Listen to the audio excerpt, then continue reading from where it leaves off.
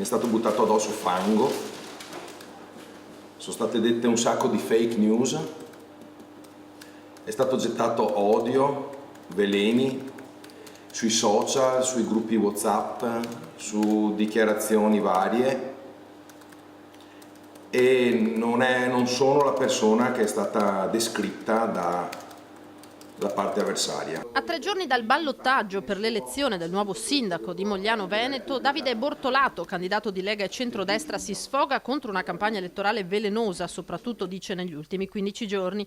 Finisce a denunce con l'attuale prima cittadina e candidata a sindaco del centro-sinistra, Carola Arena, che sarebbe arrivata a mentire pur di denigrarlo. A partire dalla festa che abbiamo fatto di fine campagna, che è stato detto che non era regolare quando invece ho presentato regolare scia, per poi parlare della festa del 2 giugno, della festa della Repubblica, dove è stato detto che il mio pulmino elettorale è passato per la piazza quando invece la piazza era interclusa al traffico. Come ciliegina sulla torta ha pubblicato sulla pagina Facebook con una chiara violazione della norma un atto, una mia richiesta di pubblicità fonica per dimostrare chissà cosa, pubblicando addirittura in rete tutti i miei dati personali. E per quest'ultimo episodio Bortolato ha presentato denuncia, ipotizzando l'abuso d'ufficio e la violazione della privacy.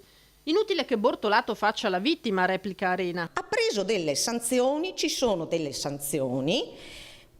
Qualsiasi cittadino può fare anche un accesso agli atti se vuole verificare, ha fatto le cose senza rispettare le regole. Guardate, la cosa è davvero molto semplice.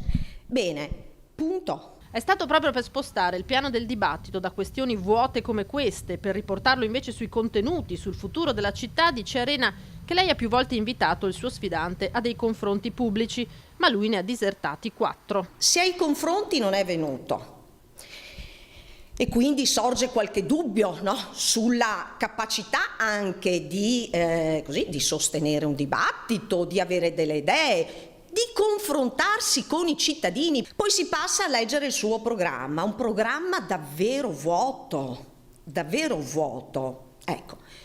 In più adesso ci sembra di capire, non avendo più argomenti, addirittura vuole passare per vittima, cioè davvero tutto questo lascia molto ma molto perplesso, perché qui stiamo parlando di una persona che si è candidato a fare il sindaco di una città.